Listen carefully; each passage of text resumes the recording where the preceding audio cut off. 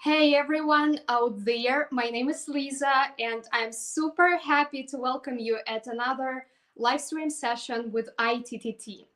While I'm waiting for some more people to join, please let me know if you hear and see me clearly. I hope that today's live stream is gonna be smooth and flawless because last time I saw like a comment stating that there were some issues with the sound. So just in case that you experience some troubles listening to me, please let me know in the comments section. I will be super happy if you give me some feedback. Okay, today's live stream session is devoted to a rather controversial point because there are so many things that appear these days online and in the real world. And I feel like it is absolutely important to discuss what skills teachers should possess in order to be successful next year. So we're almost at the end of this year 2021. That's why I decided to come up with this topic and share you several ideas what skills to look at when preparing for the next year and when thinking about your goals and career. So stay tuned. And before we start, just let's get into this contact. I have already mentioned that my name is Lisa. Let me know who you are. Let me know where are you from, guys. So I have been streaming from a beautiful city of Yekaterinburg, located in the middle of Russia. So I'm a non-native ESL teacher, and I'm super proud of it because you know there are some doubts and misconceptions about ESL teachers, especially those who are not native ones. And I'm here to, to conquer this belief that ESL teachers should be natives only.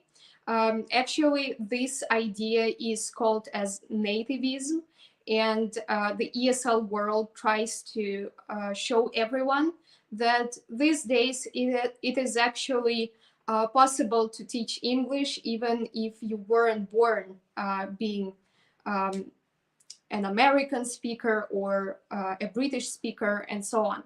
So I'm happy to popularize this topic, and today's live stream will be helpful basically to anyone who wants to teach, even if you are a non-native ESL teacher or a native ESL teacher. I hope that some of these ideas will be interesting and insightful for you. So let me change my slide right here. So I will zoom it in. And just in case, if you hear me not clearly or if you see me not that well, let me know in the comments section, okay? So I hope that we have this connection, that we can communicate a little bit. We have this comments section, we have this chat box. So feel free to message me at any point of time, at any point of this live stream, and we should be good, okay?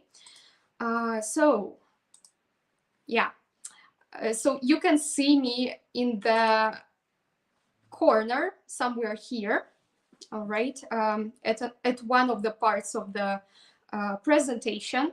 And right now I'm gonna start because I think it's time. All right. So yeah, here is my brief introduction. I am Lisa, as I have mentioned, but this is my full name. It is really long in Russian, and it's basically the same as Elizabeth. So some people call me Elizabeth, some people call me just Lisa. Both options are all right. And apart from being an ESL teacher myself, I'm also a marketing manager and a TEFL and TESOL expert with ITTT.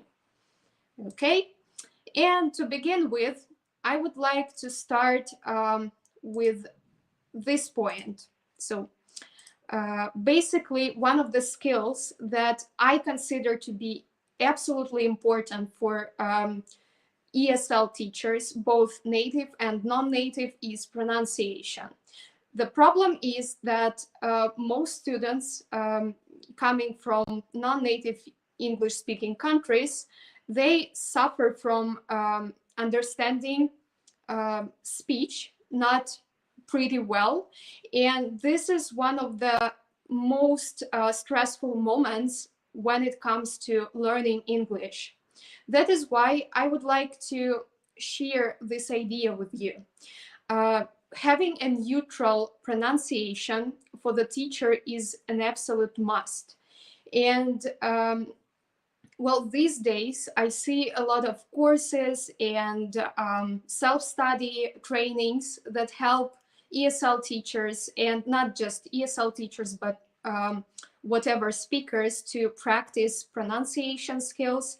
And I strongly recommend you that you take one and try your best to practice your speaking skills. Especially like how to pronounce this or that word correctly with this neutral pronunciation, so that your students get you clearly, and then as a consequence they can communicate with other people, knowing these standards, and knowing that if they have this neutral accent, neutral pronunciation, everybody can understand them. So pronunciation is not just important for students themselves, but for teachers as well.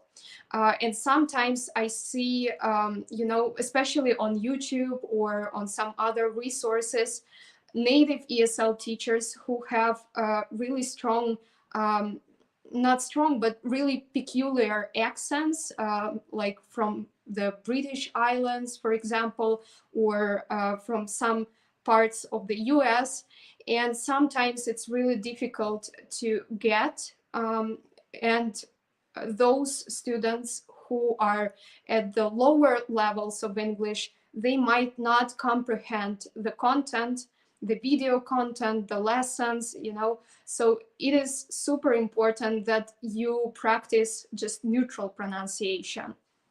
And of course, I never mean that your accents are bad or something like that. It is absolutely all right to have an accent, but it is important that you moderate it, even if you're a native English speaker. So it is my personal opinion as a lifelong English student and as a teacher as well. And then I also recommend that you think about some activities for your ESL students to practice pronunciation on a regular basis.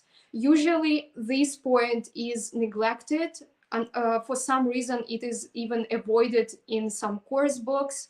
But it is crucial because students have to practice it on a regular basis.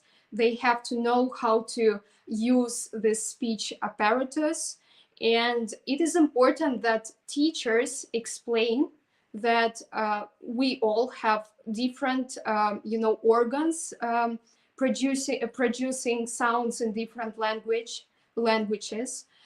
So including some pronunciation activities in your lessons also is a must. And I think that if you take this idea to the next year, it will be absolutely helpful for you. So let me know in the comments, what do you think? And I hope that this idea doesn't drive you crazy, that you find it useful somehow. Let me know how you personally practice your pronunciation. I'm really curious. And I will move on to the next part. So basically, most of my suggestions will be pretty clear, and you can find them not that sophisticated, but it's just the beginning. Wait for the last 5 ones because they are more pro tips or something like that. So the next thing you have to take to the next year and look at it as close as it is possible is grammar. So again, for both native and non-native ESL speakers, ESL teachers, it is important to have this understanding of grammatical rules and things that you explain to your English students, to your ESL students. So it is a must for ESL teachers to have this precise grammar in-plugged, and it is basically a matter of practice on our own. So it is important that English teachers also practice some rules and exercises. But basically, you have to understand how to explain it to your students clearly. Sometimes it is challenging that it is challenging to explain students this or that rule due to their level and due to your level. So make sure you practice before lessons yourself. Sometimes it is also applicable to native English teachers.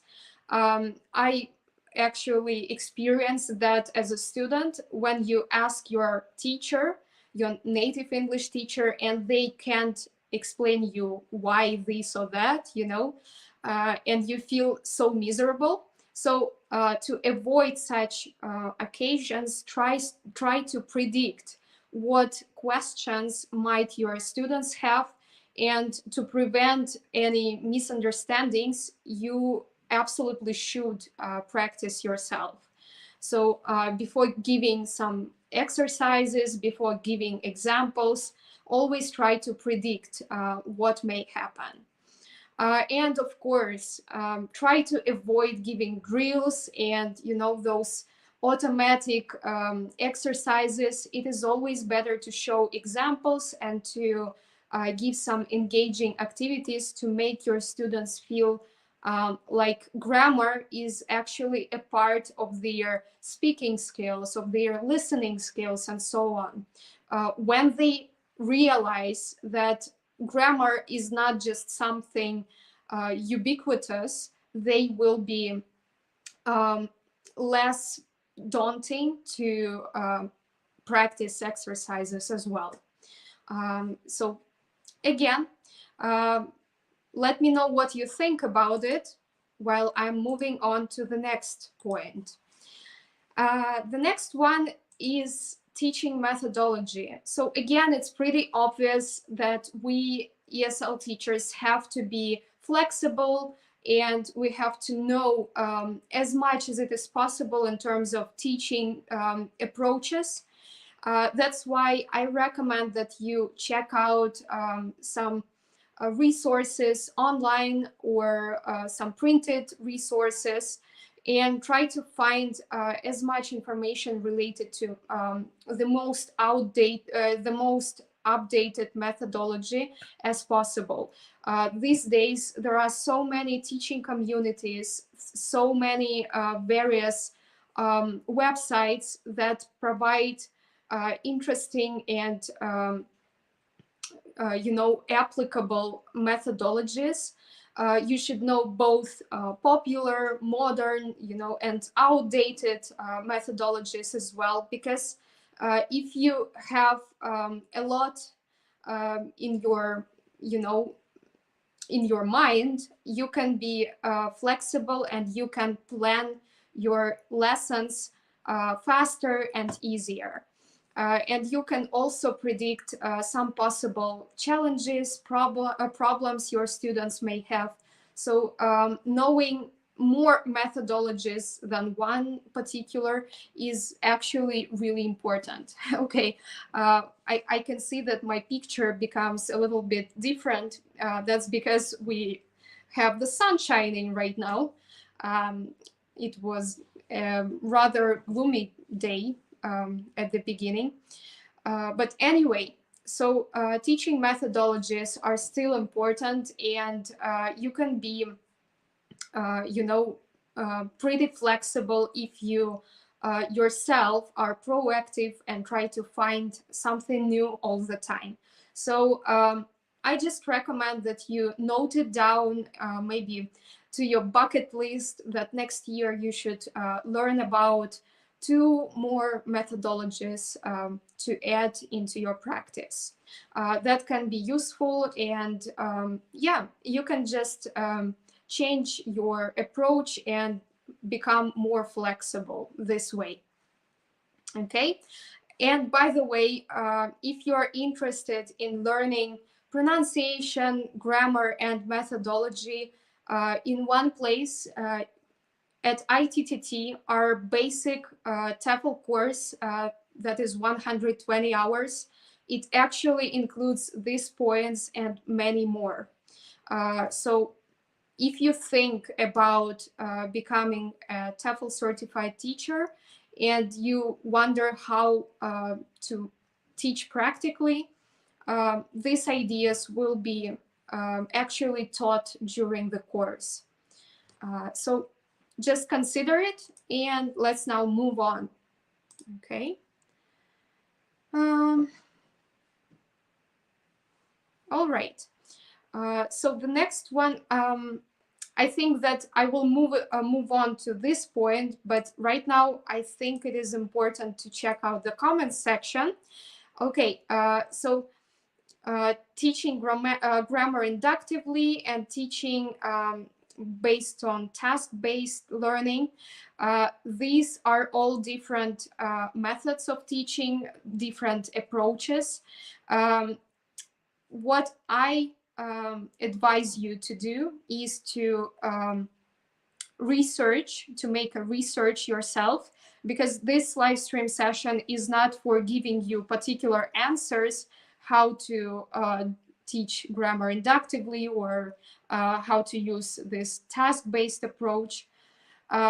What you can do is to check out like some possible resources and come up with several insights, ideas, and try to implement them in your teaching practice. So I feel like the question, how isn't that correct? Because there is no direct answer. You will know how only if you try it. So something like that. And the next point that I consider to be, once again, crucial for this ESL teaching in 2020, in 2022, is classroom management. Basically, these years, for the past 2 years, the style of teaching has changed a lot. And when we talked about classroom management like 2 years ago or 3 years ago, it was pretty clear in terms of the setting. But these days, you also have to consider that sometimes you can be told by your manager, for example, or by your student's parent that they cannot join this real classroom, so you have to adjust to the online teaching mode. And classroom management is not just about teaching in a real classroom, it is also applicable to online teaching.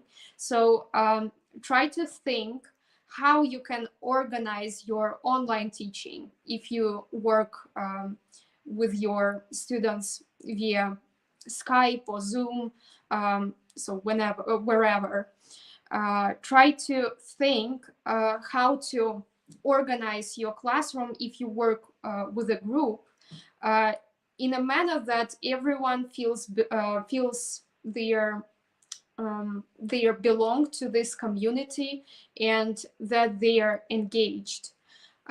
So it is basically important to have this idea that although your students are in a kind of a classroom online, they still are separated by the technology and the fact that they are not present in the same room may be challenging for you as a teacher and for them as students. So think about versatiling your classroom pace, and think about some approaches that can help to manage your classroom at 100%, even if they are on Zoom. Okay. Yeah, the next one. So this is probably one of the most important skills to possess. Well, basically, I think that if you haven't acquired online teaching skills yet, you have to do it as soon as it is possible, because knowing some useful online teaching tools is a must for ESL teachers these days. Because it helps you being flexible, and this way you can actually even make more money these years, because online teaching mode is pretty popular. It becomes even more popular all over the world. Not everywhere it is actually still accessible, but I feel like this is the future of education, especially in terms of teaching English. And there are more jobs online compared to in-classroom jobs because of the COVID restrictions. So make sure you also try to work on your online teaching skills. And to be more exact, what I mean is right there. Oh no, not yet, but it is closely connected with one of the next tips I would like to give you. But first, let's consider this one as well. So what I think is also neglected in ESL teaching often is evaluation, testing, and recycling. So when it comes to teaching individually, especially online, it is challenging for us as teachers to evaluate, test, and of course to help our students to remember things in a period of time. So I've been there as well, and I know what I'm talking about. You have to come up with some ideas how to evaluate your students in a better way. So just compare two examples. So in a real classroom, we usually have this thing. Students do some tests, or what else? They write some paperwork, handle it to the teacher, and then the teacher checks it, crosses everything with red color, and gives like a B mark or a C mark, whatever, even A. But usually they use this red pen and they don't explain anything, they just mark. And then students don't understand like where they did wrong, what was not to the extent of the teacher's expectation, and so on. So as I see it, it is absolutely useless to evaluate and test like that, because students don't get the understanding of their own practical work. So I think that it is better to come up with some other strategies how to provide feedback and how to evaluate students, so that they don't consider it too personal. They don't get worried about their mistakes, and they feel like they have to try. Even if they make mistakes, it is okay. Even if they write something incorrectly, no one will judge them. This is just a part of learning, and they can actually make mistakes. So that's what I consider is important to, rethink in terms of evaluation and testing. And this part of the job is pretty difficult for teachers, especially those who used to got used to work in this real classroom and who have done it for years like that. But probably it's time to become more personalized and to be more aware of students' feelings as well. And the next thing is recycling. Well, we often forget that recycling matters, especially at the higher levels of English. It is important to give students some time to review what they have done, what they have achieved, and to help them to remember everything, not just once or maybe even twice or three times a year. So basically, if you have done something several months ago, it's a great idea to start it all over again. There is nothing bad if you repeat things. It is actually for better. It is for your students to succeed. So make sure you use recycling in your teaching practice next year, this year, like as early as it is possible. And we're moving on to the next point, which is motivation. Once again, online teaching mode has changed everything. And I found it super difficult to motivate students the same way as I did it in a real classroom when we could just share our emotions uh, with each other and stuff like that. So these days, I try to come up with some other strategies to motivate my students. And it looks like uh, being more personal and being more, close to your students also matters. Sometimes you will probably stop your lesson at some point and just probably talk to each other, um, and it's okay as well if your students feel safe with you, especially online, and they can share their doubts or emotions, their feelings. It is super helpful um, for their motivation. For example, last week I had a talk with my student. She's a teenage girl, and she shared some personal issues with me, and I decided like to talk about it during the lesson. At first, it was a part of the lesson because he talked in English, but when she got stuck, and I saw that she wanted to share because it made her really upset. I said, okay, I have time, we can talk. And we spent like half an hour just talking in Russian. And she shared a lot of emotional things with me.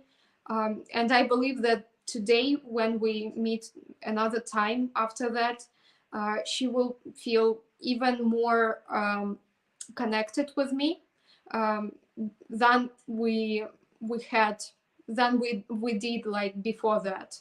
So if you know what I mean. So sometimes it is also normal to talk to your student as if you're a psychologist. Of course you are not. You can't give them, psychological advice or even a personal advice, but listening to your students is also motivating. So think about some strategies how you can change your approach to motivation, and it can make a lot for your practice as a teacher. Hmm? All right, just 3 points to finish. I think I'm really talkative today. Sometimes it feels really challenging to speak, but today I feel more or less calm. Uh, it is also a matter of practice for me.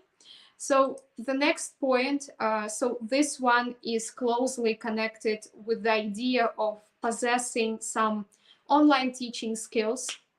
So lesson design matters in online settings a lot. Um, I feel like lesson design in a real classroom is less flexible because there are less tools to use. Well, like we can use a board, we can use some videos and stuff, but not all of those things can engage students as much as uh, impressive online teaching tools. So as a part of lesson design, I think that you have to learn about tools that are present in this online teaching world, and simply in online settings. And you have to, have your toolbox. So what I mean by the toolbox is that you should save for the future like different ideas, different tricks and games. And when you are ready and when you see that your lesson needs something, spicy, you can provide those things to your students and they will be impressed for sure. For example, as for me, I really like this tool called Wordwall. It helps to create fun ESL games like in 5 minutes, even less. And sometimes I just search in the community section and take those games that other teachers created. So it is helpful for me as a teacher because I save time and students feel super motivated to play those games because they are not the same as in a real classroom when they, do some usual exercises and things like that. It is especially applicable for children and teenagers. They know how to use the technology. So you, ESL teachers, you have to know how to use the technology in your lessons as well. Um, it will give you much more credentials and you will look, as a modern teacher versus to that, uh, fossil fuel from some meme. So I just for your information, I don't try to say anything offensive. Maybe I sound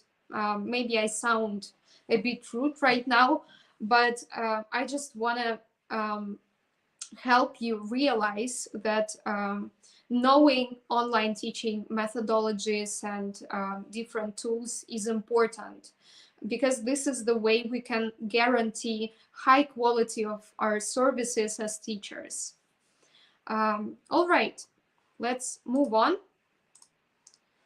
And the next one, so this idea might seem slightly strange, but I believe that social media management is one of the skills all teachers should acquire, all teachers should develop. This is one of the resources we can basically find students at. And it is also a great way to show off your personal brand and to connect with your existing students, with your current students. So these days, online ESL teachers can promote their services, and what else? They can find potential clients there.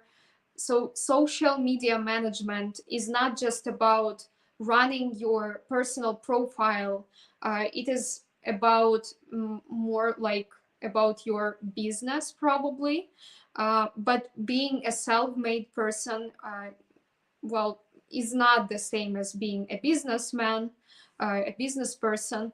But you can think about yourself as a business owner, because everything you do online is for something to be sold, for something to be, monetized. So social media management is crucial. If you haven't started your personal branding yet, think about this idea for the next year, and try to start doing something.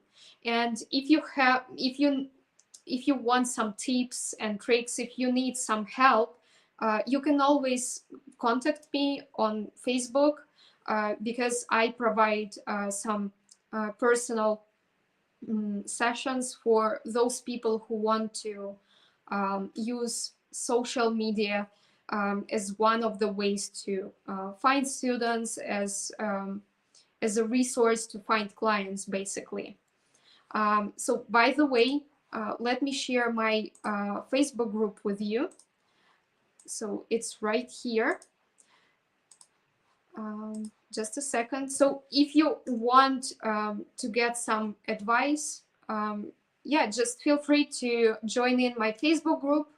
And if you want a personal session, you can always contact me on Facebook as well.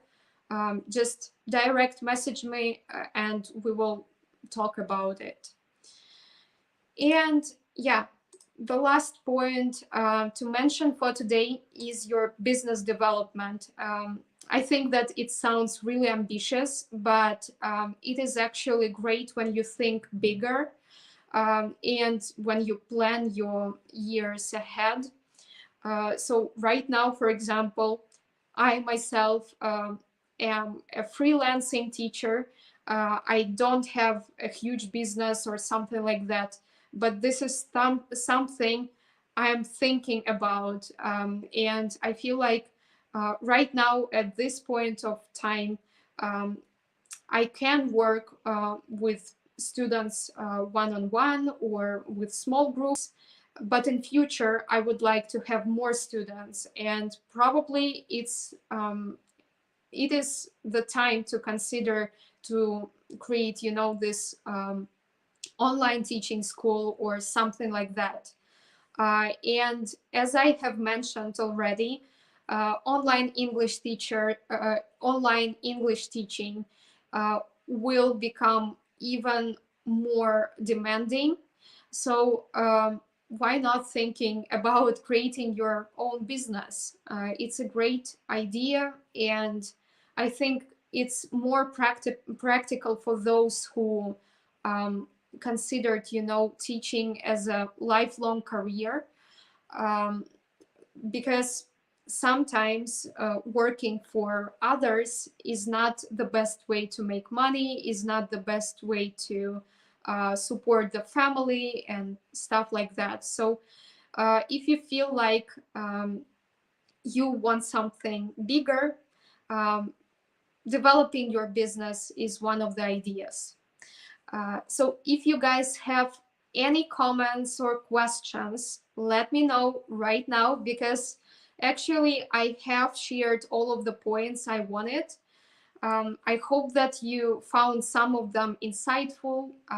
Let me know if you feel like these are the things you would like to try in the nearest future.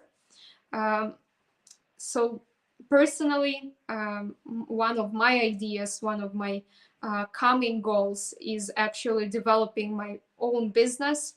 I have several ideas, but to work on them, I have to test. This is how it is done. So let me know, what are you up to? And I would like to change the slide to show you this one. So this live stream is provided by ITTT, and as you know, we are presented on various social media. So probably some of you are currently watching from YouTube or Facebook, but we also have nice social media profiles on Instagram and Pinterest. So if you like those social media, just check them out. And yeah, keep in touch. We always try to be as helpful as it is possible. And if you came to this live stream and stayed from the very beginning, let me just point out at this this top right corner. Yeah, top right corner, we have this QR code with a 30% discount. So if you think about becoming a TEFL certified teacher, and if you want to work on your pronunciation, grammar, methodology, of course, which is the most important part of your teaching career, of your teaching practice, feel free to check out our not social media, our website, and pick the most suitable TEFL course that you find. So let me also share the link with you. Just a second. So you can actually scan the QR code from the top right corner. But if it is not convenient for you, I'm going to send you a link right now. So if you follow the link from the chat box, this one, you will get a 30% discount of any online TEFL courses.